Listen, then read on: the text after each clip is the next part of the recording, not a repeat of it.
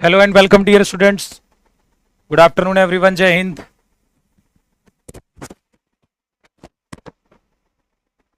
चलिए तो स्टार्ट करते हैं आज के सेशन को। कल का कहाँ तक हुआ था? कल कहाँ तक हुआ था? ठीक है।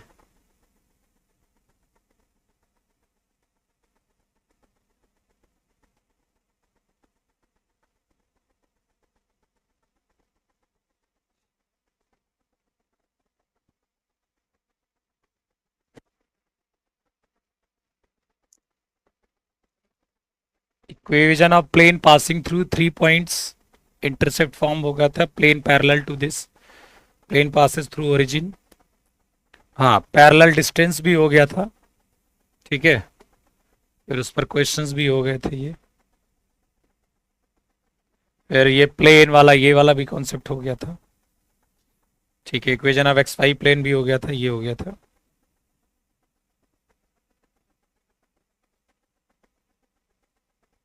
ठीक है,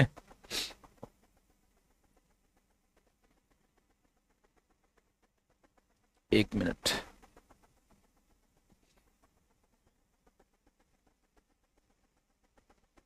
पीडीएफ सब सही है ना?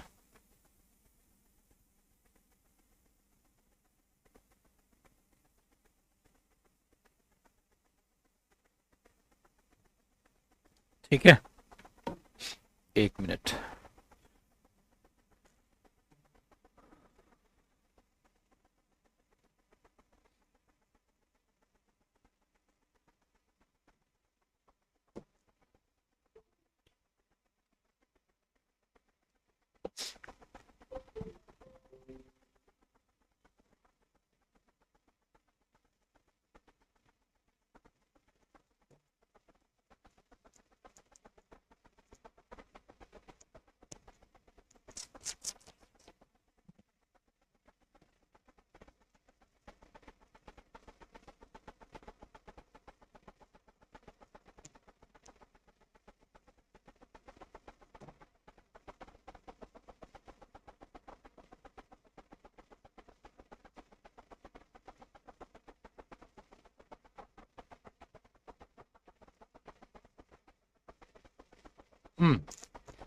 चलिए, अब हम बात कर लेते हैं फुट ऑफ परपेंडिकुलर डिस्टेंस की।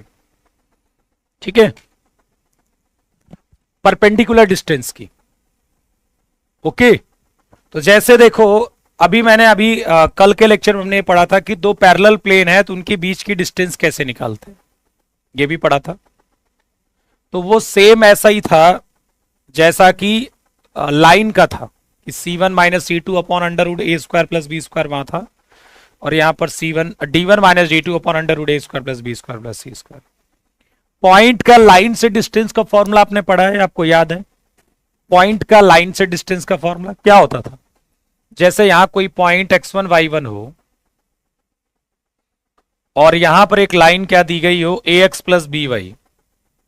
क्या पर ax plus b y plus c बराबर 0, ये क्या दी गई है आपको? एक लाइन दी गई है। ठीक है, x plus b y plus c बराबर 0 और एक पॉइंट दिया गया है।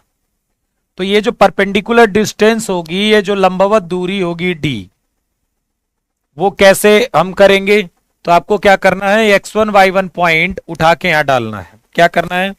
x1 y1 पॉइंट उठा के यहां डालना है। तो ax1 plus b y one plus c upon under root of a square plus B square upon under root of a square plus B square. ये क्या होगा? एक कोई पॉइंट x1 y1 से किसी लाइन की जो दूरी का फॉर्मूला है वो ये है। वैसे ही पॉइंट का एक कोई पॉइंट x1 y1 z1 दिया गया है, एक कोई पॉइंट x1 y1 z1 दिया गया है, उसका किसी प्लेन से, जैसे ये प्लेन है, उससे जो ये परपेंडिकुलर डिस्टेंस है पॉइंट की प्लेन से, और प्लेन क्या है हमारे पास? ax plus b y plus c z plus d बराबर 0। ये क्या है? वो प्लेन है। इस पर यदि हमें परपेंडिकुलर डिस्टेंस निकालना है, ये वाली डिस्टेंस क्या निकालना है? पॉइंट की प्लेन से दूरी, ये वाली दूरी निकालनी है और इसको डी से डिनोट करें तो वो सीधे क्या हो जाएगा, सेम वैसे ही जैसा आपका स्ट्रेट लाइन का होता है कि आपको ये x1 y1 z1 पॉइंट उठा के यहां डाल देना है, a x1 plus b y1 plus c z1 plus d upon under root of a square plus B square plus C square, under root A square plus B square plus C square. समझ में आ गई बात कि point की यदि plane से दूरी निकालनी है तो सेम वैसे ही है जैसा पॉइंट की लाइन से हुआ करता था दूरी। ये आपका 2D में है और यहां आपका 3D में आपको नजर आ रहा। बात समझ में आ गई? बोलिए जल्दी से, क्लियर है ये चीज? पॉइंट की प्लेन से दूरी क्या होगी, पॉइंट की प्लेन से दूरी, पॉइंट की प्लेन से दूरी क्या होगी?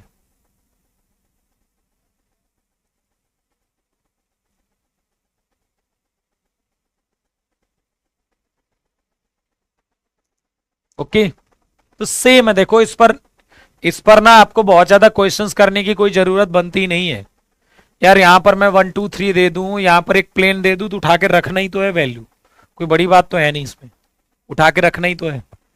पॉइंट की प्लेन से दूरी का ये फॉर्मूला जो कि यहां पे लिखा हुआ है, आप इस तरह से कर सकते हो। ठीक है, चलिए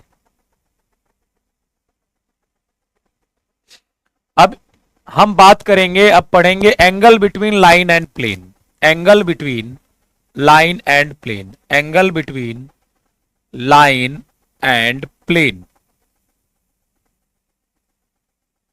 रेखा और समतल के बीच का कोण, रेखा और समतल के बीच का कोण। तो देखिए मान लो आपको लाइन की इक्वेशन गिवन है x minus x1 upon a1, ठीक है, और y minus y1 upon b1 और z minus z1 upon c1। ये किसकी इक्वेशन गिवन है? एक लाइन की, एक रेखा की। और एक प्लेन की इक्वेशन गिवन है ax plus b y plus c z plus d बराबर 0। ये आपकी लाइन की इक्वेशन है और ये प्लेन की है। ये किसकी है? ये प्लेन है और ये क्या है? वो लाइन है। तो ये लाइन और प्लेन की बीच की दूरी, ठीक है, लाइन और प्लेन की जो बीच की, सॉरी, लाइन और प्लेन के बीच का कोण होगा वो होगा हमारा साइन थीटा, ठीक है। और होगा क्या? ये a1 plus b1 b1 plus c1, ठीक है, का mod upon under root of a1 square plus b1 square plus c1 square और under root of a square plus b square plus c square. Angle between line and plane कभी आता है तो आप इस फॉर्मूले का इस्तेमाल कर लीजिए। मैं हमेशा कहता हूं कि फॉर्मूले को रटने का प्रयास आप हमेशा नहीं करते हैं, ठीक है, क्योंकि आप यदि एलएमएन के फॉर्मेट में यदि इस क्वेश्चन को रटेंगे, इस फॉर्मूले को, तो फिर आपको यह लगेगा कि यार एलएमएन इस फॉर्मूले में जो यहां पर पहले से लिखा हुआ है फॉर्मूला, उसका l square plus m square plus n square बराबर तो 1 होना चाहिए। यही आपकी गड़बड़ी होगी। यदि आप क्वेश्चंस को रटोगे तो आपको ऐसा ही लगेगा कि यार ये क्या होना चाहिए, ये तो यार ये तो 1 होना चाहिए, under root l square plus m square plus n square, ठीक है। ओके, ये b1 है। ओके, आपको क्या लगेगा कि यार ये तो l square plus m square plus n square क्या हो जाना चाहिए? 1 होना चाहिए, जबकि ऐसा नहीं है, जबकि ऐसा नहीं है। Angle between line and plane निकालना है तो आप क्या करोगे? आपको ये एल एम एन, ये इस समय डिसीज नहीं है, ये आपके डिसीज नहीं है। ओके, ये डायरेक्शन कोसाइंस नहीं है, ये क्या है आपके? ये डायरेक्शन रेशियोज ही है। इसीलिए मैंने एल की जगह a1 b1 c1 डाल दिया। इसीलिए मैंने एल की क्या जगह डाल दिया? a1 b1 c1, ठीक है। समझ रहे मेरी बात को? तो वही चीज है इसमें। अब ये समझ में आ गया कि फिर आप A1 B1 C1 का मॉड कर दिया और A1 B1 C1 उसका मैग्नीट्यूड कर दिया और ABC का मैग्नीट्यूड कर दिया। ठीक है, तो देखो जैसे कि मान लीजिए कि यहां पर एक लाइन है, मतलब ये एक प्लेन है और यहां पर एक लाइन आई ऐसे, तो angle between line and plane क्या हुआ, यहां पर ऐसे एक डॉट कर दें तो ये वाला हो गया आपका angle between line and plane. ठीक है, लेकिन मैंने क्या किया, यहां पर एक परपेंडिकुलर वेक्टर किया। तो ये बताओ कि यदि ये 90 डिग्री है तो ये वाला पार्ट क्या होगा, 90 माइनस थीटा। ये कितना हो जाएगा, 90 माइनस थीटा। ठीक है, बात समझ में आ रही है? ये कितना हो जाएगा, देखो angle between line and plane निकालने का मैं अभी क्वेश्चन दे रहा हूं।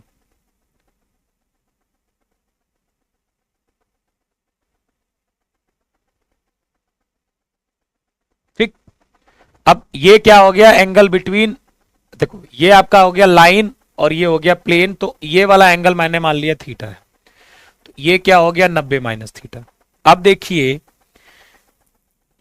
यदि प्लेन आपको दिया गया है ax plus b y plus c z plus d बराबर 0, यदि ये प्लेन दिया गया है तो इसके डायरेक्शन में ये वाला जो वेक्टर होगा वो ए आई प्लस बी जे, जिसे नॉर्मल कहते हैं, नॉर्मल क्या होगा, ए i plus b j plus सी के होगा।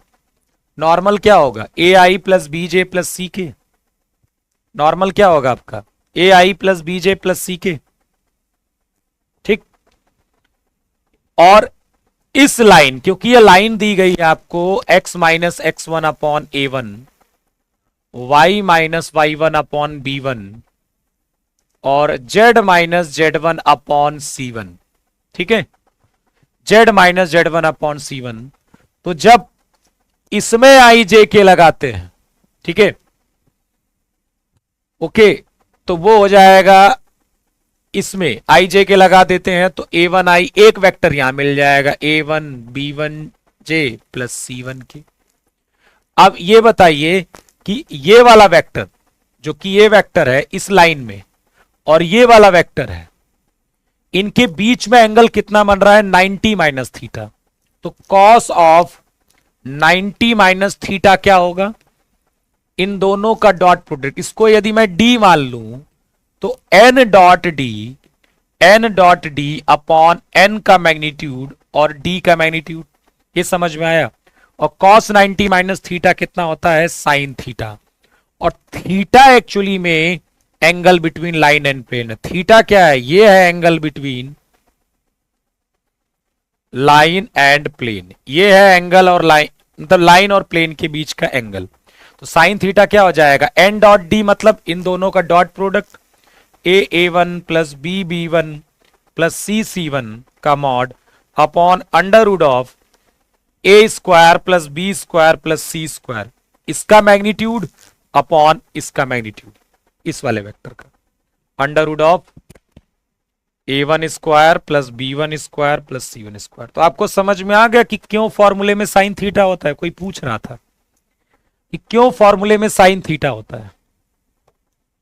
जब ये फॉर्मूला लगाया गया तो इसीलिए साइन थीटा के साथ ही ये एंगल निकाला जाएगा, साइन थीटा के साथ वैल्यू निकाली जाएगी, फिर वहां थीटा आ जाएगा वहां से। तो angle between line and plane समझ में आया आपको? बताइए भाई, ये आपका लाइन थी, तो लाइन मैं आपको बार बार बता चुका हूं कि लाइन में इसमें आई जे के लगा देंगे तो लाइन की दिशा में, लाइन के डायरेक्शन में एक वेक्टर मिल जाएगा, ये मैं बता चुका हूं आपको। और मैंने कहा कि ये लाइन आई और ये प्लेन हमारा, तो ये थीटा हमारा लाइन और प्लेन के बीच में एंगल है। अब ये थीटा है और एक परपेंडिकुलर जो कि नॉर्मल है हमारा, तो ये वाला एंगल कितना हो जाएगा, 90 माइनस थीटा। तो ये नॉर्मल क्या होगा, ये जो प्लेन दिया है उसमें इसमें आई जे के लगा देंगे, एक नॉर्मल मिल जाएगा। तो इस नॉर्मल और इस लाइन के बीच में जो एंगल है वो 90 माइनस थीटा है, तो इनके बीच में एंगल बिटवीन फॉर्मूला लगा दिया। क्या लगा दिया? Angle between formula. ठीक है, ठीक, समझ रहे हो बेटा? अधिकतर मैं कराता हूं, और ये बताइए, मैं angle between plane and line का फॉर्मूला तो करवाऊंगा, इसमें क्वेश्चन से आपको क्या मिल जाएगा? यहां 1 2 3 बोल दूं, आपने पॉइंट और लाइन का फॉर्मूला तो पढ़ा है ना, वैसे ही यार इसका फॉर्मूला है। ठीक है, कोई दिक्कत नहीं है, कोई बहुत बड़ी चीज है ही नहीं है। ठीक है, इसलिए मैंने इस पर नहीं कराया है। चलिए,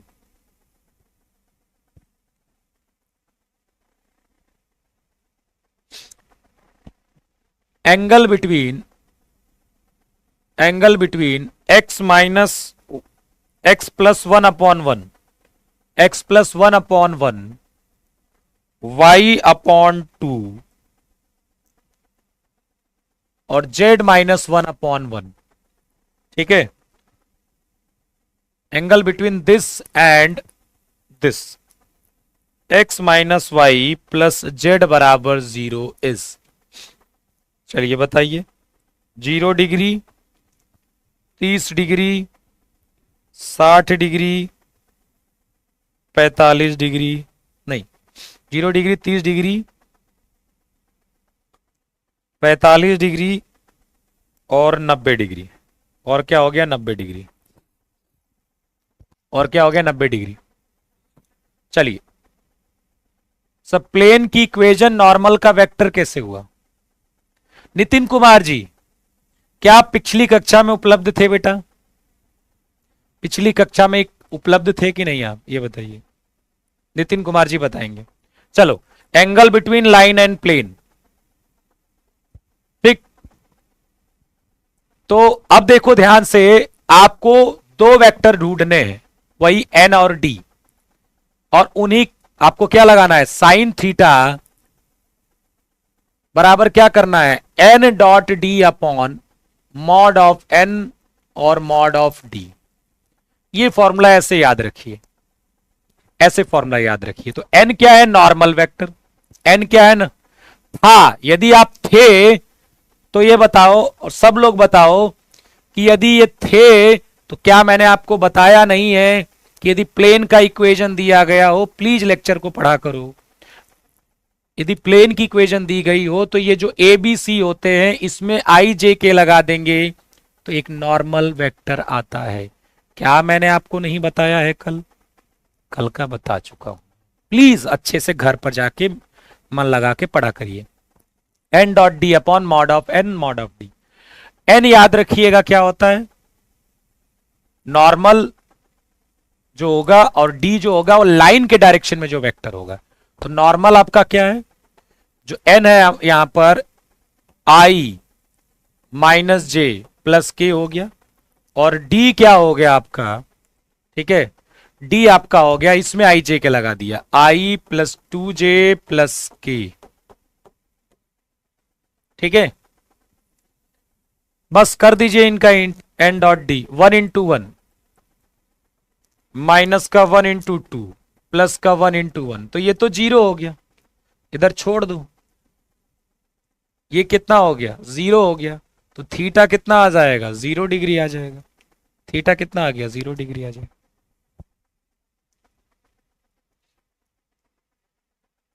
डी की जगह डी क्या है ये? ए भैया, डी क्या था? इस लाइन में ये जो डायरेक्शन रेशियोज थे उसमें आई जे के लगाकर डी वेक्टर आया था, ये याद रखना। और एन क्या था? जो प्लेन है उसमें आई जे के लगाकर जो नॉर्मल वेक्टर आया था वो एन और डी है। और इन्हीं के बीच में cos 90 माइनस थीटा मतलब साइन थीटा बराबर n dot d upon mod m. तो इनका प्रोडक्ट कितना आ गया? ये प्रोडक्ट कितना आ गया? थीटा कितना आ गया? 0 डिग्री आ गया, क्योंकि साइन थीटा कितना हो गया? 0 हो गया। साइन थीटा कितना हो गया? 0 डिग्री हो गया। अब ठीक है, चलिए, बात समझ में आ गई सबको? तो angle between line and plane आ गया ना? क्या यार, तुम्हें ऐसे बता रहा हूं फिर भी तुम कंफ्यूज होते हो, पिछली क्लास ना पढ़ते नहीं हो।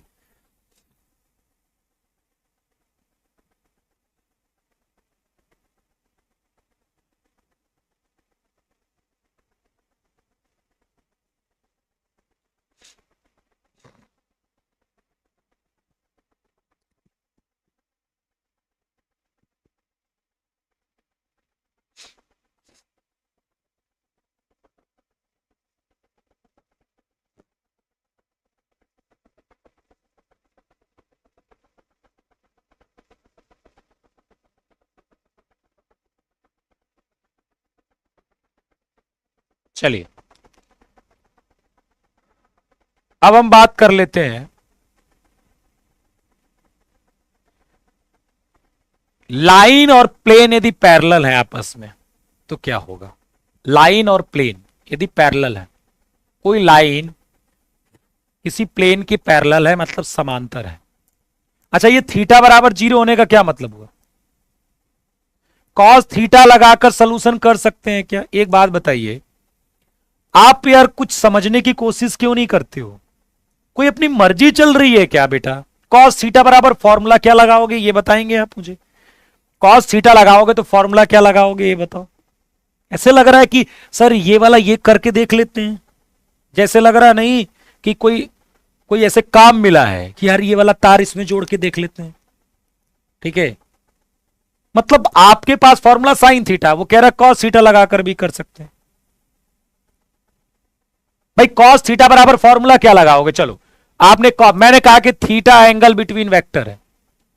थीटा क्या है, एंगल बिटवीन वेक्टर्स है, sorry angle between line and plane है। चलो angle between line and plane मैंने कह दिया, और आप कह रहे हो चलो सर मैं कॉस थीटा लगा रहा हूं।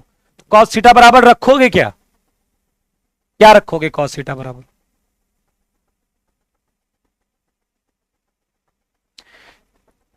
कॉस थीटा बराबर कुछ तो रखोगे, क्या रखोगे आप, क्या रखोगे कॉस थीटा बराबर, क्या फॉर्मूला होगा बताइए आप कह रहे हो कॉस थीटा लगा सकते हैं तो क्या फॉर्मूला लगाओगे कॉस थीटा बराबर, क्या लगाओगे बताओ फॉर्मूला। अब कॉस 90 माइनस थीटा क्यों लगाओगे, उसको डायरेक्ट साइन थीटा लिखो ना। आप डायरेक्ट क्या लिखो, साइन थीटा लिखो। आपने पता क्या रट लिया है, जैसे angle between vector cos theta से निकालेंगे तो हम कॉस थीटा से ही लगाएंगे। तो बेटा वहां पर कॉस थीटा बराबर फॉर्मूला था ना हमारे पास, यहां पर क्या फॉर्मूला है हमारे पास, यहां पर हमारे पास angle between line and plane लगाना है तो हमें साइन थीटा बराबर फॉर्मूला लगाना है, साइन थीटा बराबर, और यहां से थीटा आएगा। जब भी लाइन एंड प्लेन की बात होगी आप साइन थीटा बराबर रखोगे फॉर्मूला, और साइन थीटा बराबर क्या होगा, n dot d upon mod of n mod of d, जहां पर एन क्या है, नॉर्मल वेक्टर है। कौन नॉर्मल है, जो प्लेन में आई जे लगाकर आया होगा, और ये डी क्या है, जो लाइन थी ना उसके डायरेक्शन में एक वेक्टर। और ये दोनों चीजें निकालना मैं बता चुका हूं पहले आपको, ठीक है, ये दोनों चीजें मैं आपको पहले बता चुका हूं। तो फिर साइन थीटा बराबर आ जाएगा। चलिए बात समझ में आ रही है।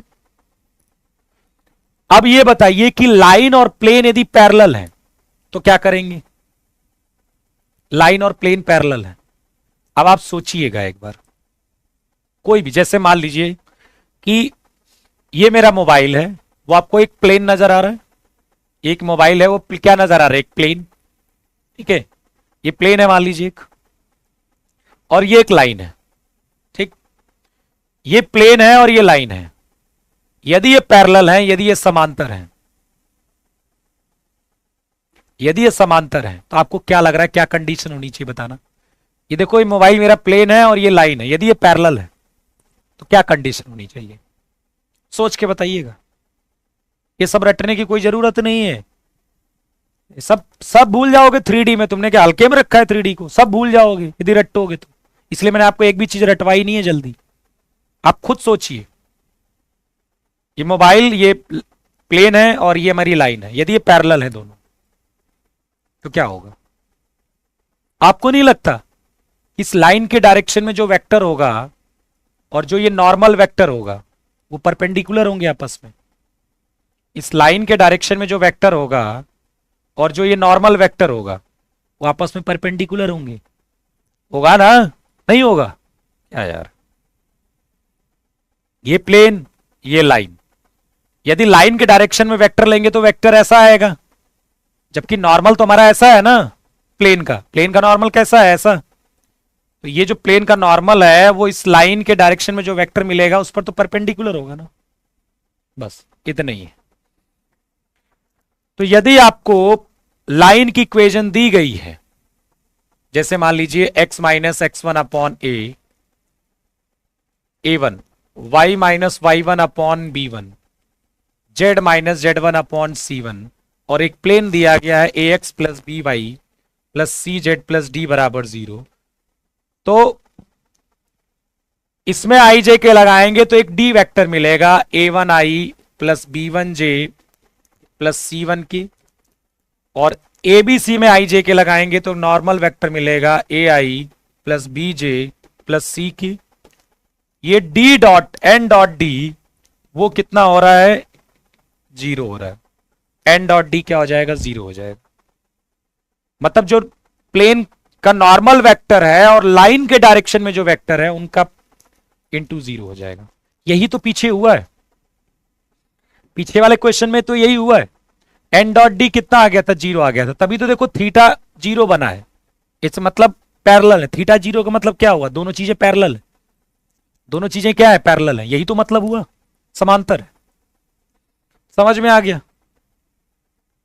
एंगल बिटवीन लाइन मतलब लाइन और प्लेन यदि पैरेलल है तो कंडीशन क्या होगी,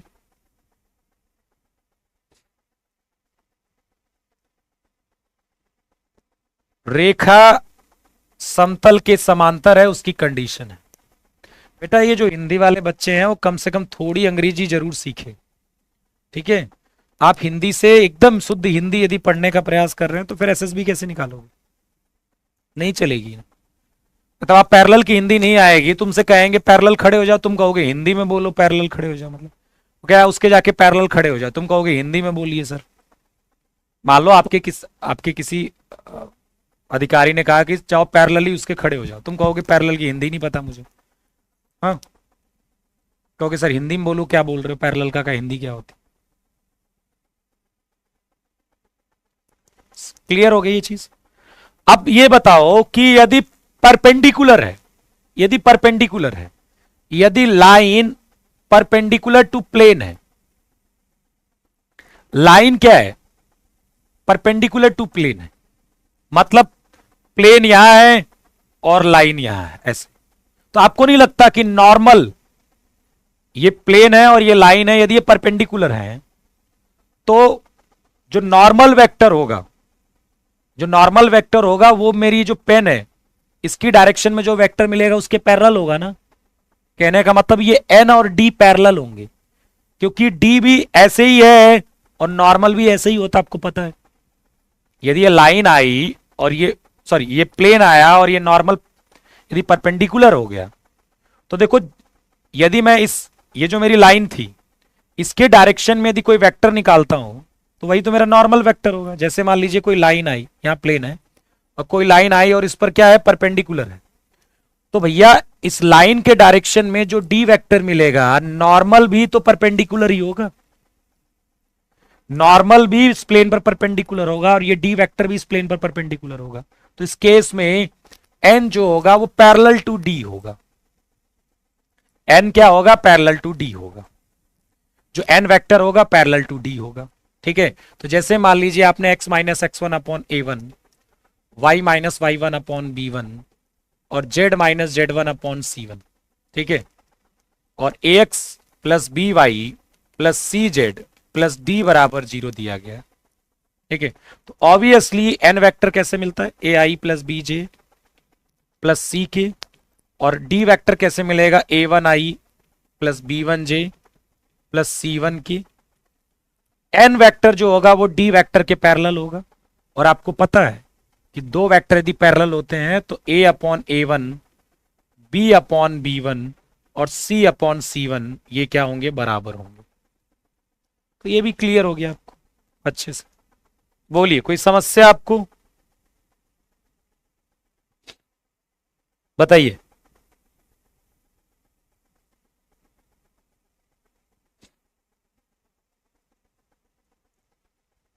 वेक्टर तो जानते हो ना, एन और डी वेक्टर निकालना जानते हो, दोनों पैरेलल। मैंने आपको बता दिया कि क्यों होता है दोनों पैरेलल, और दो पैरेलल वेक्टर्स के लिए ये कंडीशन आपसे छिपी हुई नहीं है, ये बहुत पहले से पढ़ते आए हो कि दोनों का रेशियो सेम होता है। ये मैं पहले बता चुका हूं आपको कि दो वेक्टर सेम हो तो आई के कंपोनेंट का रेशियो, आई के घटक का रेशियो, जे के घटक का रेशियो और के घटक का कंपोनेंट का रेशियो सेम होता है। चलिए एक क्वेश्चन कर लेते हैं इस पर। एक मैं आपको क्वेश्चन कह रहा हूं कि एक प्लेन है, मैंने प्लेन क्या दे दिया आपको, 3x plus y, 3x plus y plus 2z plus 6 बराबर 0। ठीक है, और इस parallel plane parallel to the line, किस किस लाइन के पैरेलल है, 3x minus one, 3x minus one upon 2 की 2b, सॉरी 2b। ठीक है, 3 माइनस वाई, 3 माइनस वाई और z minus one upon a. ठीक है, then 3a plus 3b, 3a plus 3b बताना है, 1/2, 3/2, 5/3 और d 5/2। चलिए,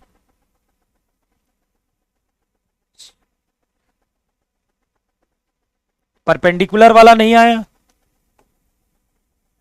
बेटा। यदि आप, ये लाइन है, ये लाइन, और इस प्लेन पर क्या है, वो परपेंडिकुलर है, तो डायरेक्शन वेक्टर कहां होगा, ऐसा, उस लाइन पर जो वेक्टर होगा ऐसा होगा। नॉर्मल भी तो ऐसा ही होता है, तो दोनों वेक्टर पैरेलल नहीं होंगे, यही तो मैंने बताया आपको। अरे लाइन, यदि मैं कह रहा ये मेरा प्लेन है और लाइन आई और इस पर क्या है, परपेंडिकुलर है ऐसे, तो लाइन पर डायरेक्शन वेक्टर कहां मिलेगा, अरे ऐसा मिलेगा ना डायरेक्शन वेक्टर, और नॉर्मल भी तो ऐसे ही होता है प्लेन पर, तो दोनों वेक्टर पैरेलल नहीं होंगे। विजुअलाइजेशन थोड़ा सा डेवलप करिए, सोचने की क्षमता, नहीं तो मैथ कभी नहीं आती है, जिसको सोचना नहीं आता उसको गणित नहीं आती है।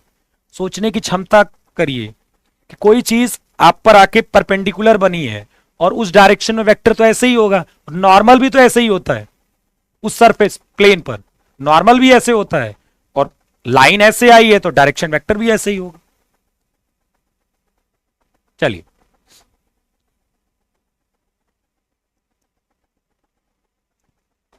चलिए तो अब कितना करेंगे इसमें, क्योंकि ये जो प्लेन है और लाइन क्या है, ये पैरेलल है। लाइन और प्लेन क्या है बेटा, पैरेलल है। तो लाइन और प्लेन यदि पैरेलल है तो लाइन भी यही, प्लेन भी यही। इसका मतलब है कि लाइन तो इस डायरेक्शन में, लाइन का वेक्टर इस डायरेक्शन में होगा, नॉर्मल इस डायरेक्शन में होगा, मतलब एन डॉट डी 0। इसका मतलब एन डॉट डी कितना हो जाएगा, 0 हो जाएगा। एन नॉर्मल वेक्टर निकालना है, तो एन तो आपका सीधा सीधा हो जाएगा 3i प्लस जे प्लस 2k। आपको डी वेक्टर निकालना है, उसके लिए अभी आपको थोड़ा सा काम करना होगा, क्योंकि ये लाइन ओरिजिनल फॉर्मेट में नहीं है। तो पहले आप 3 से डिवाइड करिए, x माइनस 1/3 और 2b/3। यहां पर माइनस कॉमन लीजिए, तो y माइनस 3 अपॉन माइनस का 1, और ये ठीक है, z माइनस 1 अपॉन ए। अब ये इसमें आई जे के लगाएंगे तो आपको वेक्टर मिलेगा, इसमें आई जे के लगाएंगे तो 2b/3 आई माइनस जे प्लस ए के, और एन डॉट डी क्या होगा, 0 के बराबर होगा। एन डॉट डी क्या होगा, 0 के बराबर। कितना हो जाएगा, 3 into 2b/3, 1 into minus 1 plus 1 into minus 1 और a इंटू 2 प्लस 2a। 3 से 3 कट जाएगा,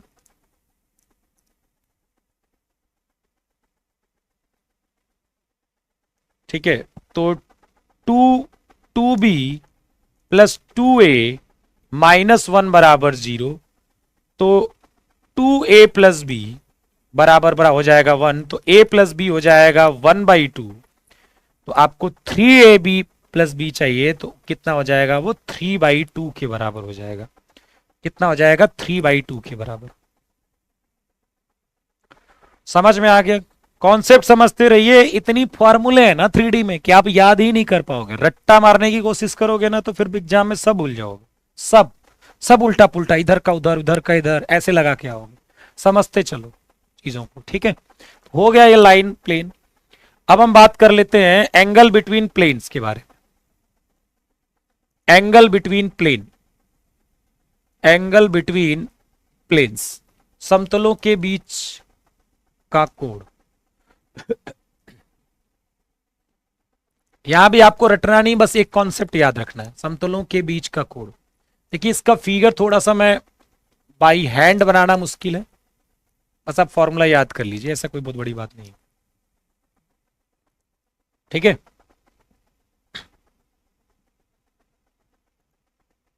ये कह रहा है जीरो कैसे आया, कहां जीरो आया?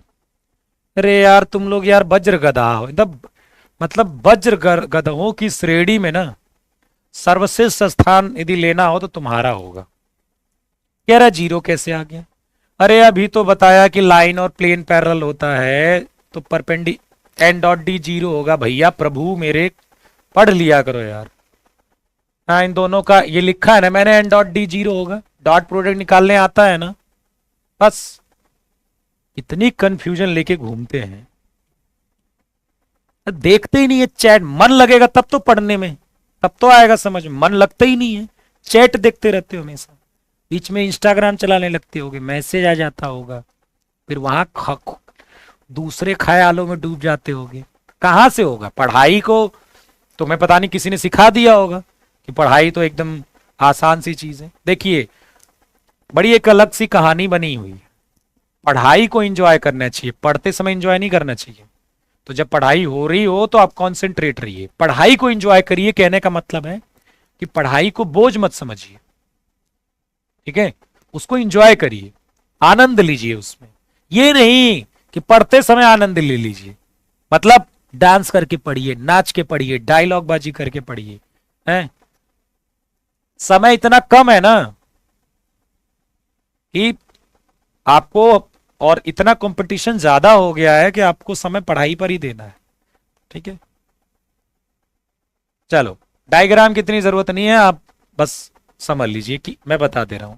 एंगल बिटवीन प्लेन्स का मतलब होता है angle between their normal, angle between their normals, their normals, अभिलंबों के बीच का कोण। मतलब एंगल बिटवीन प्लेन मतलब एंगल बिटवीन दियर नॉर्मल, बस खत्म हो गया, खत्म। एंगल बिटवीन प्लेन्स मतलब एंगल बिटवीन दियर नॉर्मल, ठीक है, खत्म हो गई। अब कुछ बताने की जरूरत ही नहीं है।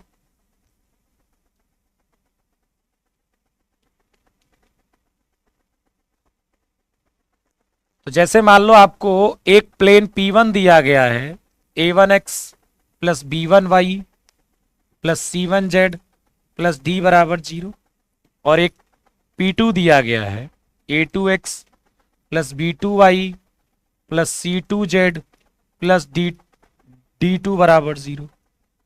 ये दो प्लेन दिए गए हैं, ठीक है। हाँ हाँ पता है मुझे। Sir A by l, B by m, C by n से नहीं आ रहा है सुमित जी, क्यों आएगा बेटा? अरे यार ये कहां लगा रहे हैं सब, इसमें A by l, B by m, C by n लगा रहा है यार, कहां पढ़ाने का फायदा बताओ। पैरेलल वाली कंडीशन लगा रहा है यार, मतलब परपेंडिकुलर वाली और वेक्टर पैरेलल वाली लगा रहा है यार। जब मैं कह रहा हूं कि ये प्लेन है और ये लाइन है, देखो गधा हो तुम, देख लो ये प्लेन है, ये लाइन है। यदि ये दोनों पैरेलल है तो जो लाइन वाला वेक्टर आएगा वो ऐसा आएगा, और प्लेन वाला कैसा आएगा, ऐसा आएगा। तो दोनों परपेंडिकुलर होंगे ना, प्लेन वाला ऐसा आया और लाइन वाला कैसा है, ऐसा है, तो उन दोनों का डॉट प्रोडक्ट जीरो करोगे। तो मैं यहां पर डॉट प्रोडक्ट जीरो करूंगा ना, और ये प्लेन है और ये लाइन है। यदि ये लाइन प्लेन पर परपेंडिकुलर है तो इस डायरेक्शन में वेक्टर किसका मिलेगा, लाइन का, और इसी डायरेक्शन में नॉर्मल होता है। तब तुम नॉर्मल और डायरेक्शन वेक्टर को पैरेलल करोगे ना, तो तुमने इसमें पैरेलल लगा दिया, कह रहे हो A by l, B by m, C by n से आंसर नहीं आ रहा। इसी कहता हूं सोचो, रट्टो मत। एंगल बिटवीन प्लेन्स का मतलब क्या हो गया, एंगल बिटवीन नॉर्मल्स, तो इसका नॉर्मल कितना आएगा, A1i plus B1j plus C1k, और N2 कितना आएगा, A2i plus B2j plus C2k। बस cos थीटा लगा देना भाई, दो वेक्टर्स के बीच में एंगल है तो N1 dot N2 upon N1 का मैग्नीट्यूड और N2 का मैग्नीट्यूड, N1 का मैग्नीट्यूड N2 का मैग्नीट्यूड। चलो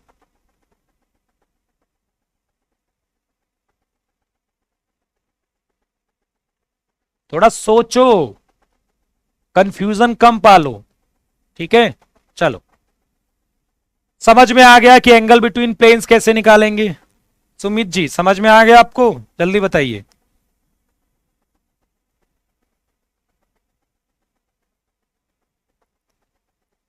ठीक है, एंगल बिटवीन प्लेन्स मतलब एंगल बिटवीन नॉर्मल्स, प्लेन दिया होगा तो नॉर्मल्स आपको ऑटोमेटिक मिल जाएगा, और नॉर्मल ऑटोमेटिक मिल गया तो आप प्ले आराम से एंगल बिटवीन प्लेन निकाल सकते हो, कोई दिक्कत है ही नहीं, कोई दिक्कत ही नहीं है।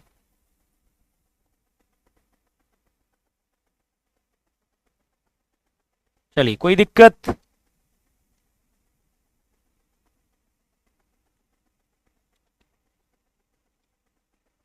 चलिए एक क्वेश्चन कर लीजिए, मन लग जाएगा, आपका मन लगा रह जाएगा। एंगल बिटवीन प्लेन्स, समतलों के बीच का कोण, एंगल बिटवीन प्लेन्स, प्लेन्स दे दे रहा हूं मैं आपको, x minus 2y plus 2z, x minus 2y plus 2z, x minus 2y plus 3z बराबर 6, और x plus 2y plus z बराबर 1, x plus 2y plus z बराबर 1, ठीक है। इनके बीच में एंगल चाहिए 0, π/4, π/3, π/2।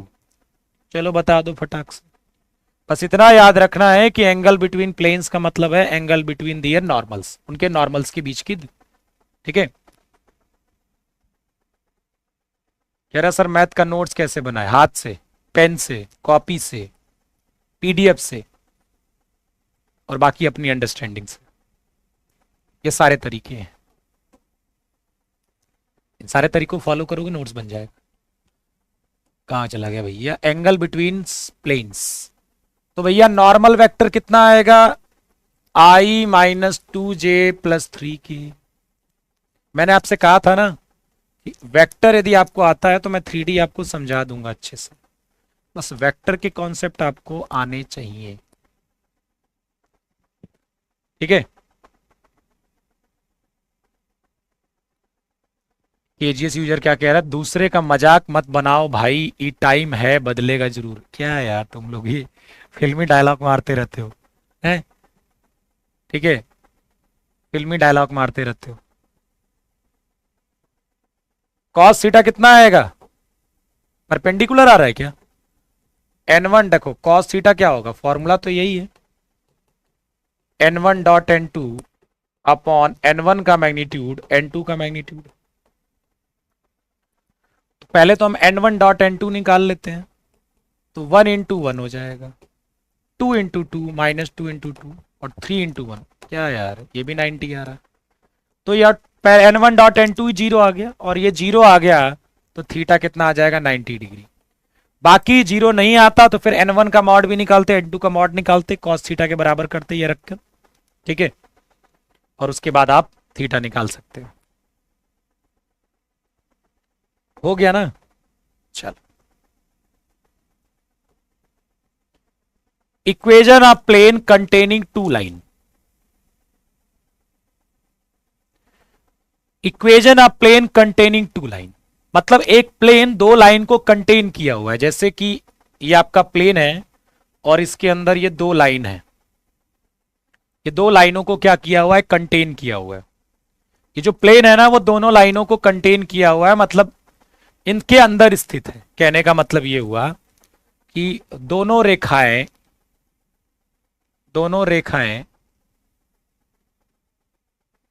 समतल के अंदर स्थित है, अंदर स्थित है। ये भी आपको रटना नहीं है कंडीशन, या फिर ऐसा भी बोल सकते हो ना, देखो एक प्लेन की इक्वेशन चाहिए, एक प्लेन की इक्वेशन चाहिए, इस प्लेन का इक्वेशन चाहिए जो इन दोनों लाइनों को कंटेन कर रहा है। मतलब ये दोनों रेखाएं जो हैं, कौन सी, ये वाली और ये दो रेखाएं तो को दी गई है ना, एक A1 B1 C1 वाली है, एक V2 B2 C2 वाली। ये दोनों रेखाएं इस प्लेन के अंदर है, ये दोनों रेखाएं क्या है, प्लेन के अंदर है। अब इसमें भी रटना नहीं है। यदि आपको प्लेन की इक्वेशन चाहिए ना, तुम टेंशन ना लो, टेंशन ना लो, एक मिनट, एकदम एक पॉइंट अज्यूम कर लेता हूं मैं, एक्स वाई जेड, कोई दिक्कत नहीं है ना। अच्छा बताओ कि यदि लाइन ये दोनों प्लेन के अंदर है तो लाइन के डायरेक्शन में दो वेक्टर मिल जाएगा कि नहीं, लाइन के डायरेक्शन में दो वेक्टर मिल जाएगा। कौन, A1 B1 C1 लगा दोगे, एक D1 वेक्टर मिल जाएगा, A1I plus B1J plus C1 के, एक वेक्टर मिल जाएगा। क्योंकि ये लाइन प्लेन के अंदर है तो ये D1 वेक्टर भी इसी प्लेन के अंदर होगा। सिमिलरली A2 B2 C2 में जो लाइन, दूसरी लाइन का dr है, drs हैं, उनमें ij के लगा देंगे, दूसरा वेक्टर मिल जाएगा, A2I plus B2J plus C2 के, मिल गया। अब आपको तीसरा, अच्छा ये किससे पास हो रहा है, x1 y1 z1 से मान लो पास हो रहा है, ये x1 y1 z1 से पास हो रहा है। तो देखो एक वेक्टर मैं ये ले लूं, एक वेक्टर D1 ले लूं और एक वेक्टर D2 ले लूं, ये सब कोप्लेनर होंगे कि नहीं, बस हो गया। ठीक है, इस वेक्टर का नाम दे देता हूं मैं P और Q। तो PQ वेक्टर, D1 वेक्टर और D2 वेक्टर ये कोप्लेनर होंगे, तो इनका स्केलर ट्रिपल प्रोडक्ट 0 होगा कि नहीं।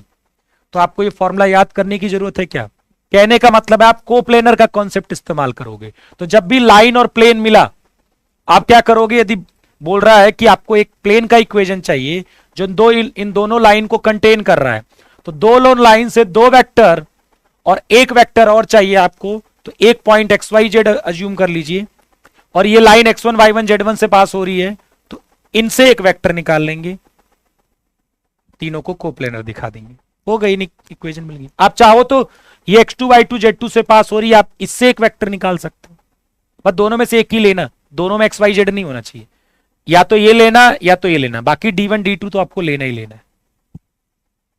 कोई भी प्लेन यदि दो लाइन को कंटेन किया है तो दो लाइन से दो वेक्टर, और तीसरा वेक्टर कैसे, एक XYZ अज्यूम करिए, और क्योंकि ये लाइन किसी पॉइंट से पास हो रही होगी ना, तो उससे एक वेक्टर निकाल लीजिए, खत्म बात।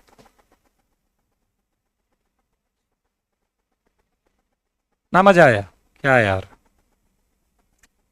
ये सब कुछ रटना नहीं है, कुछ रटना नहीं है, कुछ रटना नहीं है आपको, सब खेल वेक्टर से। और यहीं पर यदि आपसे यह कहा जाए कि क्या ये दोनों लाइन कोप्लेनर है कि नहीं, ये बताओ, ये दोनों लाइनें कोप्लेनर है कि नहीं है, कोप्लेनर मतलब एक ही प्लेन में है कि नहीं है, इसकी भी कंडीशन यहां से देख लीजिए। ये दोनों लाइनें कोप्लेनर है कि नहीं, दोनों लाइनें कोप्लेनर है कि नहीं, दोनों लाइनें कोप्लेनर है कि नहीं, दोनों लाइनें कोप्लेनर है कि नहीं, दोनों लाइनें कोप्लेनर है कि नहीं, दोनों लाइनें कोप्लेनर है कि नहीं, दोनों लाइनें कोप्लेनर है कि नहीं, दोनों लाइनें कोप्लेनर है कि नहीं।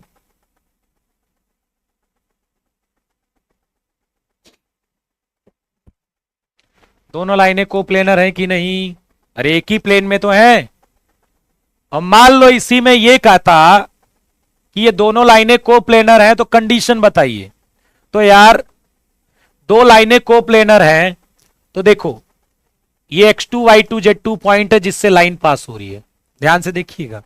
ये दोनों लाइनें यदि इस प्लेन में है तो एक वेक्टर तो आपको ये D1 मिलेगा, एक D2 मिलेगा। ये लाइन किससे पास कर रही है, x1 y1 z1 से, ये लाइन किससे पास कर रही है, x2 y2 z2 से, तो एक वेक्टर तो ये भी मिल जाएगा ना। इन तीनों वेक्टर को आप कोप्लेनर दिखा देंगे। अब एक्स वाई जेड नहीं लेंगे क्योंकि हमें कंडीशन बतानी है, हमें इक्वेशन नहीं निकालनी है, हमें इक्वेशन निकालनी थी, इसलिए मैंने ये वाला वेक्टर लिया क्योंकि एक्स वाई जेड चाहिए मुझे। और वो कहीं पर भी हो सकता है। तो अब यदि 3 पॉइंट्स के 2 लाइन के कोप्लेनर की कंडीशन पूछेगा, L1 एंड L2 ये क्या है, कोप्लेनर है। यदि ये कोप्लेनर है तो देखो मैं अलग से बता देता हूं कि आपके पास यदि 2 लाइन है, ये x minus x1 upon a1, y minus y1, ये लाइन L1 है, y minus y1 upon b1, z minus z1 upon c1, और L2 जो है x minus x2 upon a2, y minus y2 upon b2, z minus z2 upon c2। यदि ये दोनों line coplanar है, coplanar मतलब समतलीय, एक ही तल में है, क्या है, समतलीय, एक ही तल में,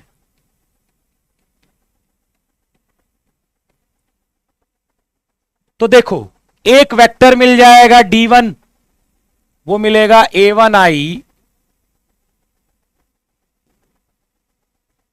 a1i plus b1j plus c1k से। एक वेक्टर d2 मिल जाएगा, एक वेक्टर क्या मिल जाएगा d2, a2i plus b2j plus c2k से। और एक तीसरा वेक्टर मिल जाए, फिर एक आ गई, बता कह रही d1 d2 कहां से मिला। हे प्रभु कहां चला जाऊं मैं, कब से बताते आया हूं मैं कि d1 d2 उस लाइन के डायरेक्शन में वेक्टर कहां से मिलता है। जो नीचे drs होते हैं उसमें ij के लगाकर उस लाइन के बीच, उस लाइन के डायरेक्शन में एक वेक्टर पता कर लेते हैं। कितनी बार बताऊं, बताइए प्रभु बच्चों को, इन बच्चों कितनी बार, आप ही बताइए कितनी बार बताऊं।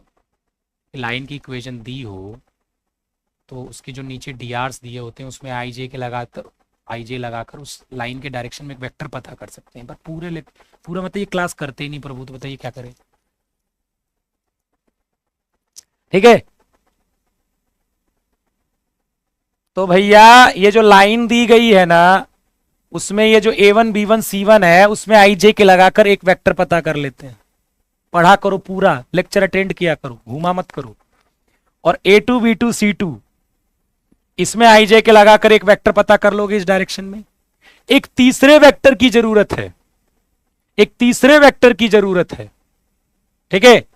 वो आपको कहां से मिलेगा, एक लाइन ये किससे पास कर रही है, x1 y1 z1 से, जिसको मैंने p मान लिया, और दूसरी लाइन x2 y2 z2 से पास कर रही है, जिसको मैंने q ले लिया। तो एक pq वेक्टर भी तो मिल जाएगा, ये भी तो उसी प्लेन में होगा ना, क्योंकि लाइन पूरे प्लेन में, जैसे ये बोर्ड मेरा प्लेन है, इसके अंदर ये दोनों लाइन है, तो ये दोनों वेक्टर भी होंगे और तीसरा वेक्टर ये भी होगा। तो pq वेक्टर और d1 वेक्टर और d2 वेक्टर ऑब्वियसली इसका स्केलर ट्रिपल प्रोडक्ट 0 होगा यदि कोप्लेनर है। यदि कोई भी 2 लाइन समतलीय है, कोप्लेनर है, तो उन दोनों लाइनों से 2 वेक्टर और तीसरा वेक्टर जिन पॉइंट से पास हो रहा होगा ये वाला, ये तीनों वेक्टर कोप्लेनर होंगे, तो स्केलर ट्रिपल प्रोडक्ट 0 होगा। कंडीशन याद करने की जरूरत ही नहीं है। कोप्लेनर अब आपके हो सकता है बुक्स में लिखा हो, लेकिन कोई जरूरत नहीं है कि हम किसी चीज को याद करें। हमने सीधा कहा 2 लाइन मिली, 2 लाइन से 2 वेक्टर मिल गया, और तीसरा वेक्टर, एक लाइन इस पॉइंट से पास करी, दूसरी लाइन इस पॉइंट से कर रही, इन दोनों मिलाकर एक वेक्टर, 3 वेक्टर पैरेलल, तीनों वेक्टर स्केलर ट्रिपल प्रोडक्ट 0। अब बताइए द वैल्यू ऑफ k, क्या यार, मैंने कहा जैसे ये बोर्ड मेरा एक प्लेन है, उसके अंदर 2 लाइन है, 2 लाइन है, तो 2 लाइन से 2 वेक्टर मिला कि नहीं, और तीसरा वेक्टर कैसे मिला, ये लाइन x1 y1 z1 से पास कर रही है, ये x2 y2 z2 से पास कर रही है, तो इन दोनों को मिलाएंगे, इन दोनों पॉइंट्स को मिलाएंगे, तो ये वाली लाइन मतलब ये वाला वेक्टर वो भी तो इसी प्लेन पर है, तो ये तीनों वेक्टर कोप्लेनर हो गए ना, उसी को दिखा दीजिए, वही कंडीशन होगी लाइन के प्लेन, दोनों लाइंस के कोप्लेनर होने की। चलिए अब देखिए, आपको k का मान बताना है जिसके लिए ये दोनों लाइनें क्या हैं, कोप्लेनर हैं, समतलीय हैं, एक ही तल में स्थित हैं। ठीक है, तो आपने सीधे क्या बोला, डिटर्मिनेंट कर लेता हूं मैं, क्योंकि स्केलर प्रोडक्ट में डिटर्मिनेंट निकालते हैं। डिटर्मिनेंट को क्या करेंगे, 0। 3 वेक्टर चाहिए, एक वेक्टर तो आपको कैसे मिला, -315 करके, एक वेक्टर यहां मिल गया, दूसरा वेक्टर -125 करके, 2 वेक्टर मिल गए। तीसरा पॉइंट निकालिए पहले आप, x1 y1 z1 निकालिए। x1 y1 z1 क्या आएगा, -3 1 और k, और x2 y2 z2 निकालिए, x2 y2 z2 निकालिए, -1 2 और 5। अब आपको p q वेक्टर निकालना है, तो q माइनस p करना है, q माइनस p, तो -1 + 3 i हो जाएगा यहां पर, 2 - 1 + 2 - 1 j हो जाएगा, +5 - k हो जाएगा। तो ये कितना हो जाएगा, 2i + j + 5 - k और k। तो तीसरा वेक्टर क्या मिलेगा, 2 1 और 5 - k। इसका डिटर्मिनेंट 0 होना चाहिए, कोई दिक्कत नहीं, पी क्यू क्यू पी कुछ भी लो, कोई फर्क नहीं पड़ता। क्यों डिफरेंस होगा बताओ बेटा, क्योंकि वैसे भी डिटर्मिनेंट 0 है, क्या फर्क पड़ता है। आप इसका साइन यदि मैं बदल भी दूं सबका, यदि ये पी क्यू लिखा है तो क्यू पी क्या होता है, माइनस माइनस माइनस हो जाता, तो डिटर्मिनेंट 0 है, वैसे भी कोई फर्क नहीं पड़ता।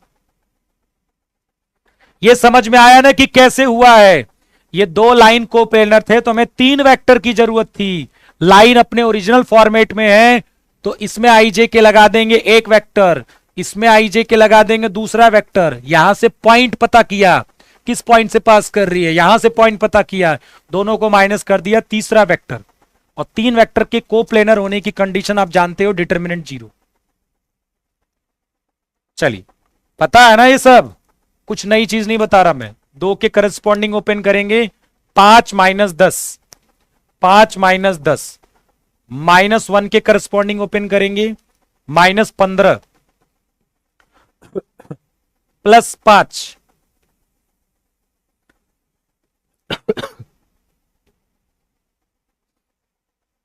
-6 और +1 बराबर 0। -5 -10 हो जाएगा, ये भी -10 होगा, नहीं +10 हो जाएगा ये, प्लस -5 5 - k बराबर 0। ये 0 हो जाएगा तो k बराबर 5 आ जाएगा।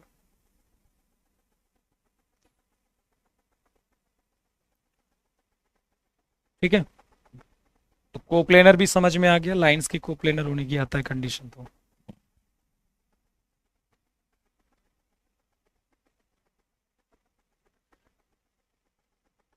अब एक क्वेश्चन करिए, यहां से एक चीज समझ में आएगी। नहीं ये नहीं, ये तो करवा चुके हैं, रुको रुक जाओ, ये वाला लाइन और प्लेन एक दूसरे को कहां मीट करते हैं इस क्वेश्चन से। इसके पहले एक टॉपिक का हम नाम दे देते हैं चाहो तो, लाइन मीट्स द प्लेन, ठीक है, रेखा समतल को मिलती है। इस तरह की कंडीशंस को कैसे निकालेंगे हम, जैसे मैं आपको एक इक्वेशन दे दूं लाइन की, x - x1 upon a, y - y1 upon b, z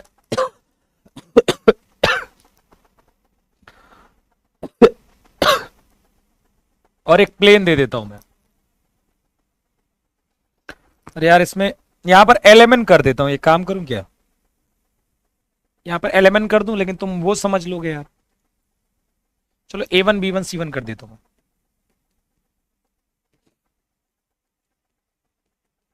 ये पता करना है कि मान लीजिए एक प्लेन है और एक लाइन आई, वो किस पॉइंट पर मीट कर रही है, मुझे ये वाला पॉइंट पता करना है। ये P, ये P पॉइंट है, ये मुझे P पॉइंट पता करना है। कैसे पता करेंगे, सोच के बताइएगा। एक लाइन आई और इस प्लेन से निकल गई, तो P पॉइंट को कहीं ना कहीं तो मिली होगी, वो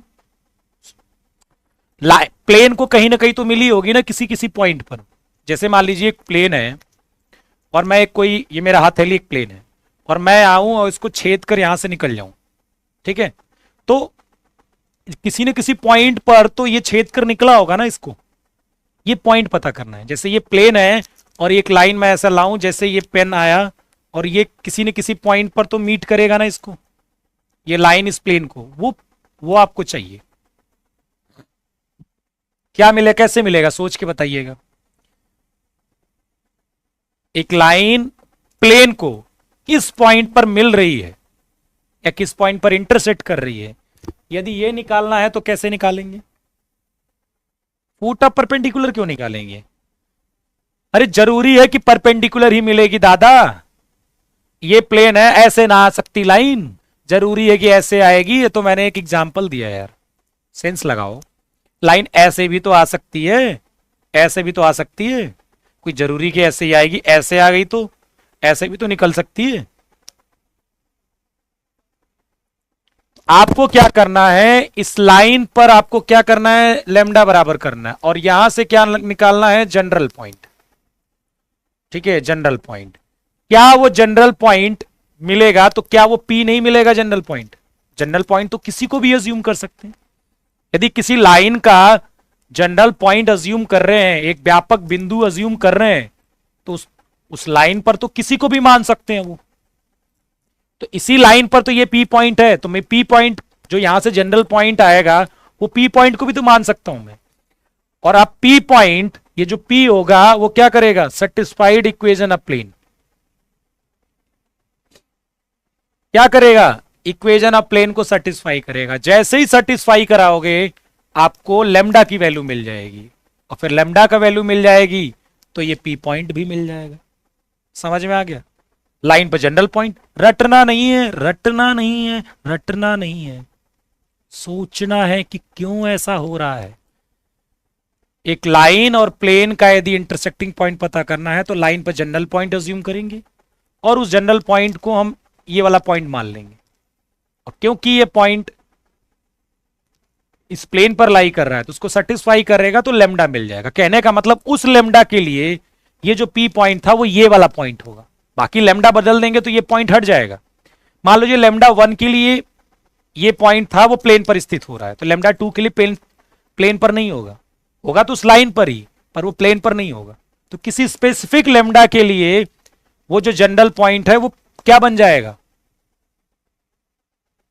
प्लेन पर, प्लेन वाला पॉइंट बन जाएगा। तो वही लेमडा, स्पेसिफिक लेमडा निकालने के लिए जब जनरल पॉइंट निकालेंगे उसको लेमडा में प्लेन में सेटिस्फाई करेंगे। चलिए इस क्वेश्चन को करिए। ये रेखा समतल को किस बिंदु पर कट करती है? रेखा x+3/3 y -2/-2। कल ये चैप्टर पूरी तरह से खत्म हो जाएगा, फिर परसों से नया चैप्टर शुरू। और तल 4x + 5y + 3z - 5 = 0 को किस बिंदु पर प्रतिच्छेदित करता है?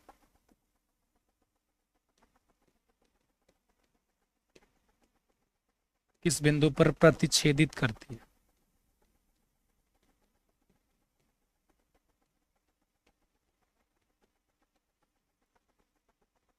चलिए, अच्छा एक बात बताइए, आपको नहीं लगा कि आप 3D से जो घबरा रहे थे तो कुछ बहुत कठिन लगा ही नहीं कभी आपको? 3D थोड़ा सा बचा हुआ है वो भी नहीं लगेगा, है ही नहीं।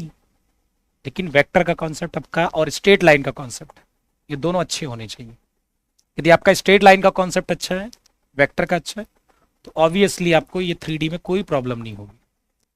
ठीक है, निकाल लीजिए जनरल पॉइंट, प्लेन को सेटिस्फाई कर लीजिए, वहां से लेमडा मिल जाएगा।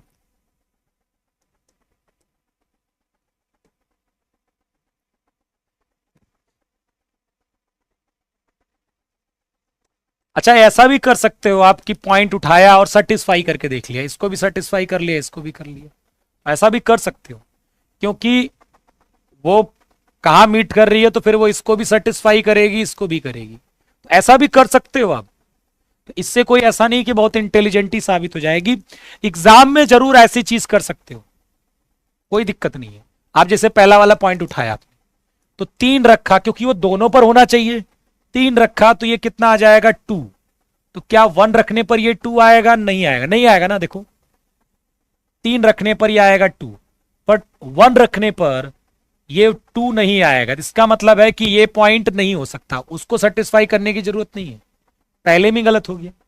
यहां 3 रखा तो ये 2 आया, यहां -2 रखा तो ये 2 आया, और यहां पर 1 रखा तो ये भी 2 आया। मतलब ये इसको तो कर रहा है, इसको चेक कर लेते हैं।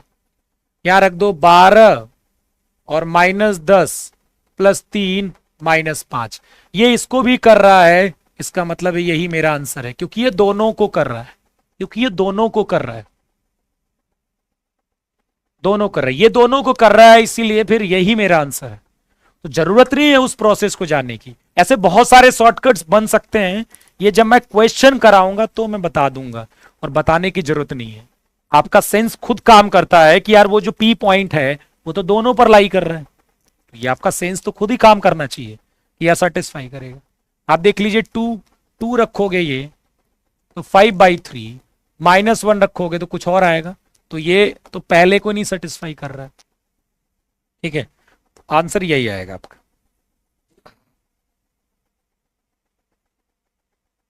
सी कहां आएगा? बी आएगा बेटा। सी तो सेटिस्फाई ही नहीं कर रहा है, सी तो पहले ही पॉइंट को सेटिस्फाई नहीं कर रहा, मतलब इस लाइन को ही सेटिस्फाई नहीं कर रहा। जबकि वो जो पॉइंट होगा, लाइन और दो चीजें जहां मिलती हैं, जहां मिली होंगी वो तो दोनों पर होंगी ना, लाइन और प्लेन दोनों पर। सॉल्व करने में क्या है, देखिए एग्जाम में आपको ये देखना है बेटा, जरूरी नहीं है कि आपको मेथड लगाना है, नहीं, ये आपको अंडरस्टैंडिंग देखनी है। ठीक है, मेथड तो इसीलिए होता है क्योंकि यदि आपका कोई ऐसा तरीका डेवलप नहीं हो पाता है तो मेथड तो आपके पास सही है। ठीक है, आप क्या करिए, इसको लेमडा के बराबर ले लीजिए। मेथड तो मेथड से ही तो ट्रिक बनती है। ठीक है, ट्रिक से थोड़ा ना मेथड बनेगा, मेथड से ही ट्रिक बनती है। ये जो ट्रिक बनी है सब वो मेथड से ही तो बनेगी। मेथड नहीं आता तो क्या किसी हिंदी के टीचर को दे दोगे, ऑप्शन से वेरीफाई कर पाएगा क्या? वो कैसे करेगा? वो उसे क्या पता क्या हो रहा है? तो z+1 अपॉन 1, इसको मैंने लेमडा के बराबर ले लिया, तो x कितना आ गया बेटा? 3 लेमडा -3, y बराबर 2 - 2 लेमडा, और z बराबर लेमडा -1। तो ये जो होगा वो प्लेन के ऊपर लाई करेगा, तो 4 × x कितना? 3 लेमडा -3 प्लस 5 y कितना है? 2 - 2 लेमडा प्लस 3z, z कितना है? लेमडा -5 बराबर 0। तो 12 - 12 प्लस 10 - 10 लेमडा प्लस 3 लेमडा -3 - 5 बराबर 0। 12 3 15 -10 5 लेमडा हो जाएगा, और 5 3 8 12 8 20 10 लेमडा बराबर आ गया 2। लेमडा बराबर 2 आ गया तो पॉइंट कितना आ जाएगा? 3 2 जा 6 -3 3 आ जाएगा, 2 - 4 -2 आ जाएगा, और 2 - 1 1 आ जाएगा। ये लेमडा उठा के कहां रख दोगे? इन वैल्यूज में, जो XYZ की वैल्यूज आई वहां रख दोगे।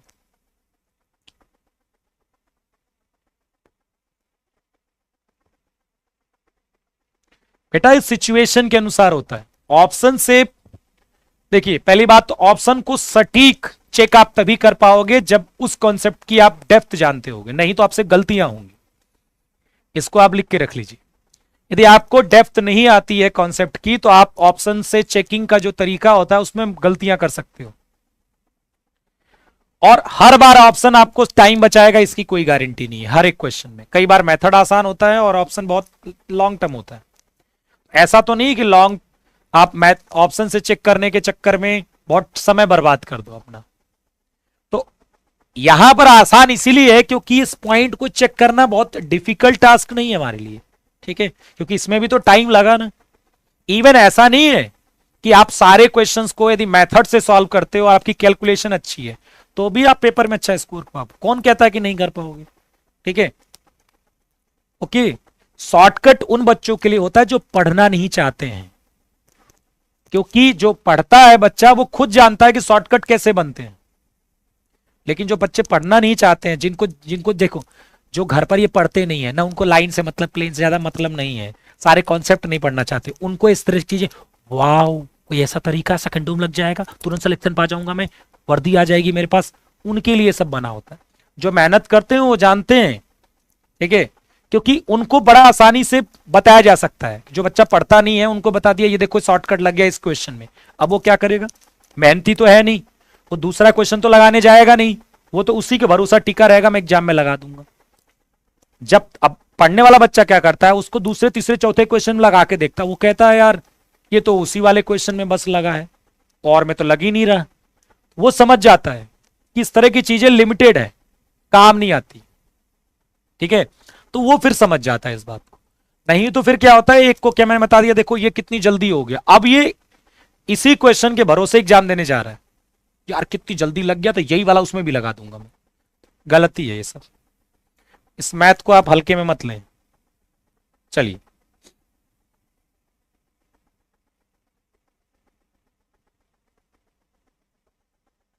चलिए ये बताइए जल्दी से, शॉर्टकट बताओ प्लीज सर। हाँ तुम ही लोगों के लिए है शॉर्टकट, सेकंडों में आंसर लाए और 100 नंबर, 300 में 100 नंबर लाए। देखो शॉर्टकट लगाएं और कट ऑफ कैसे निकालें, 300 में 100 नंबर लाएं शॉर्टकट से। तुम 40 क्वेश्चन कर रहे हो, लगा तुम शॉर्टकट रहे हो, मुझे नहीं पता कौन सा शॉर्टकट लगा रहे 100 नंबर पाने के लिए। अरे 280 वाले को तो शॉर्टकट जरूरत समझ में आता है, 100 वाले को कौन सी शॉर्टकट की जरूरत है, वो तो खुद ही हर क्वेश्चन को 4 मिनट में कर रहा है।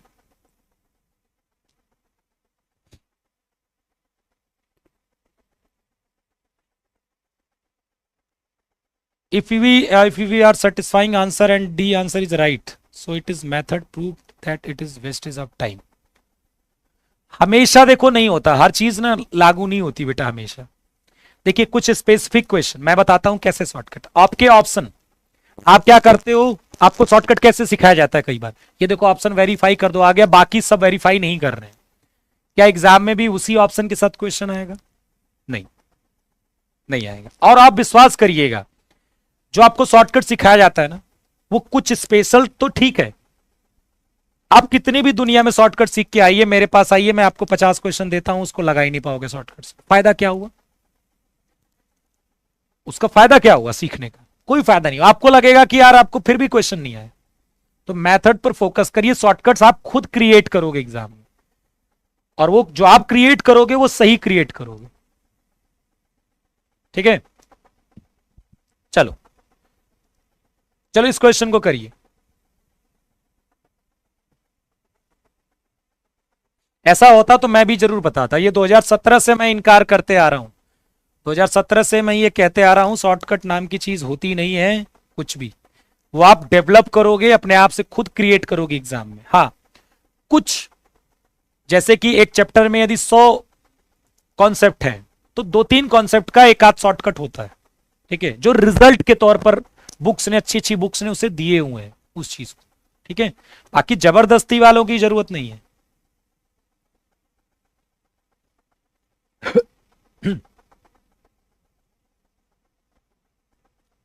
Equation of line passing through 1, -2, 3, इसका मतलब है ठीक है, ये तो मुझे पता लग गया कि y+2 z-3,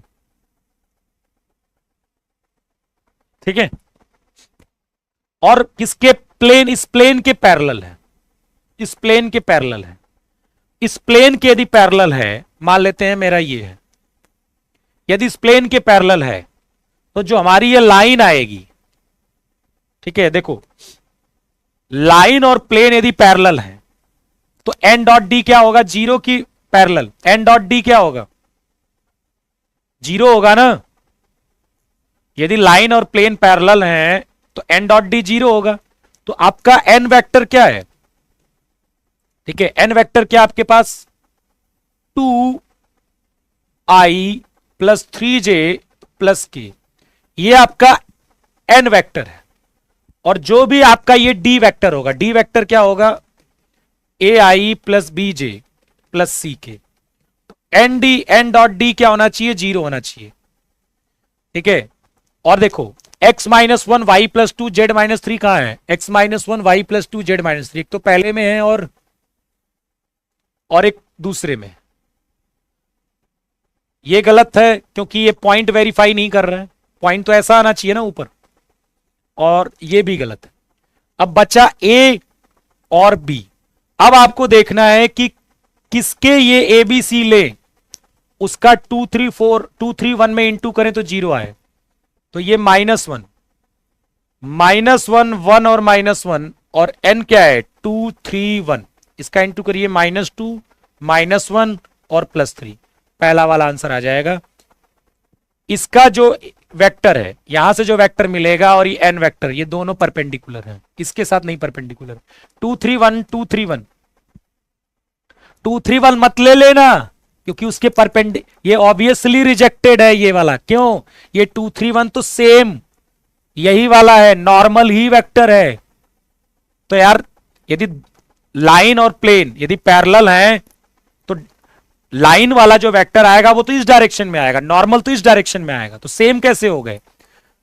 लाइन का जो ये 2 3 1 है और ये 2 3 1 सेम हो ही नहीं सकता है क्योंकि ये दोनों पैरेलल हैं, लाइन और प्लेन। तो लाइन का तो वेक्टर इधर आएगा और प्लेन का वेक्टर इधर आएगा, तो वो तो परपेंडिकुलर होंगे, सिंपल सी बात है।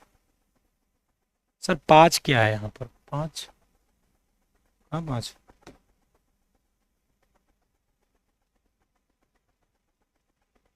कौन 5 भैया? ठीक है, तो समझ में आ रहा है, यहां पर कोई कॉन्सेप्ट नहीं है, यहां आपको ऑप्शन की मदद लेनी पड़ेगी। यहां पर कोई कॉन्सेप्ट ऐसा नहीं है, यहां पर ऑप्शन की मदद लेनी पड़ेगी आपको, उसी से बताना होगा ना कि इनमें से कौन सा इसके पैरेलल है। चलिए, तो कल जो बचे खुचे कॉन्सेप्ट होंगे, स्फेयर स्फेयर के कॉन्सेप्ट हैं वो बता दूंगा मैं, और भी कोई बचा होगा कॉन्सेप्ट वो बताकर कल प्रैक्टिस भी हो जाएगी इस चैप्टर की। ठीक है, और कल आपको डीपीपी भी वेक्टर 3D की अच्छी खासी मिल जाएगी फिर से। ठीक है, उसके बाद हम कहाँ से थर्सडे फ्राइडे से नया चैप्टर शुरू करेंगे, और ठीक है फिर, और कुछ नहीं। ठीक है, तो कल थोड़े से कॉन्सेप्ट बताने के बाद आपको इस चैप्टर की प्रैक्टिस में कराऊंगा। पीवाई क्यों लगा रहे हो आप? पीवाई क्यों लगा रहे हो? लगाइए, अब आपको अधिकतर पीवाई क्यू आपको लगते हुए मिलेंगे, अधिकतर पीवाई क्यू क्वेश्चंस लगते हुए मिलेंगे बेटा। बाकी शाम का लेक्चर देख रहे हो 6 बजे वाला सब लोग?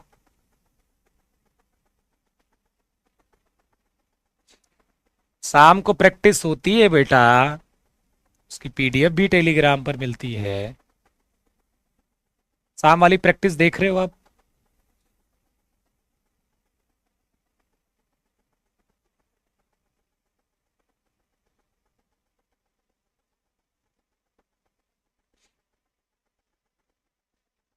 शाम को 6 बजे यूट्यूब पर प्रैक्टिस सेशन होता है।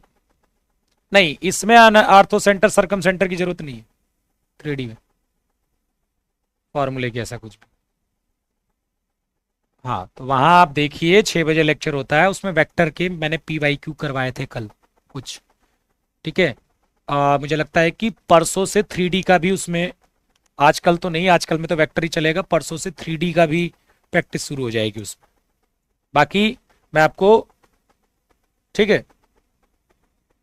प्रैक्टिस करवाऊंगा एक सैटरडे। तो सैटरडे को जो मैंने मैट्रिक्स डिटरमिनेंट बोला था वो चैप्टर नहीं चलेगा। ठीक है, सैटरडे को केवल प्रैक्टिस सेशन होगी, एक दो घंटे आपके ऐप पर होगी, बाकी यूट्यूब पर भी होगी, दोनों जगहों पर होगी प्रैक्टिस सेशन सैटरडे को। कोई वो नहीं चलेगा। ठीक है, 12 से 1:30 होगी, उसके बाद मतलब यूट्यूब पर भी प्रैक्टिस सेशन होगा आपका और इस पर भी होगा। कल तो ये चैप्टर की प्रैक्टिस करा के मैं इसको खत्म करा दूंगा, और फ्राइडे को नया चैप्टर जो भी शुरू करेंगे, देखते हैं क्या शुरू कर रहे हैं।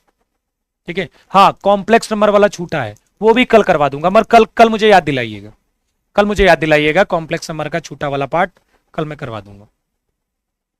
ठीक है, ठीक है, चलिए, तो कल सैटरडे को ऐप में भी आपका प्रैक्टिस सेशन होगा, और और यूट्यूब पर, दोनों पर होगा। ठीक है, टेलीग्राम तो यूट्यूब वाला वहीं पर जाके देख लेना ना, यूट्यूब वाले पर लिंक मिल जाता है, वहां से ज्वाइन कर लो। ठीक है, आपकी जो क्लास है ना वो कब ज़्यादा चलेगी मैं आपको बता दूं। ये क्लास आपको ज़्यादा चलती हुए मिलेगी 27-28 दिसंबर से 4-5 जनवरी तक। इस बीच में आपकी मेरी ज़्यादा क्लासेस होंगी, ये याद रखिएगा अभी से। ठीक है, तैयार रहिएगा इसके लिए। 27-28 दिसंबर के बाद और से 4-5 जनवरी तक आपको मैराथन सेशंस काफ़ी देखने को मिलेंगे, क्योंकि मैं आपका सिलेबस ये ख़त्म करा दूंगा फरवरी तक, चाहे जैसे भी। ओके, देखिए ख़त्म कराना बड़ी बात नहीं होती। ख़त्म कराने के लिए देखो, एक ख़त्म कराने में कितनी मेहनत करी गई है, कितने कॉन्सेप्ट अच्छे समझाए गए हैं और कितना क्वेश्चंस कराए गए हैं, ये सब इंपॉर्टेंट रोल होता है। ख़त्म कराना कोई बड़ी बात नहीं है, जैसे खाना बनाना कोई बड़ी बात नहीं है, पर वो कैसा बनाया गया, उसका टेस्ट कैसा है, वो इंपॉर्टेंट होता है। चाय सब लोग बना लेंगे, पर चाय में टेस्ट होना चाहिए ना, वैसे ही पढ़ाई में मजा और वो फायदा करना चाहिए, वो करने के लिए आपको थोड़ा समय देना पड़ता है। चलिए, धन्यवाद, जय हिंद, थैंक यू, बाय बाय। शाम को 6 बजे वेक्टर की प्रैक्टिस। धन्यवाद।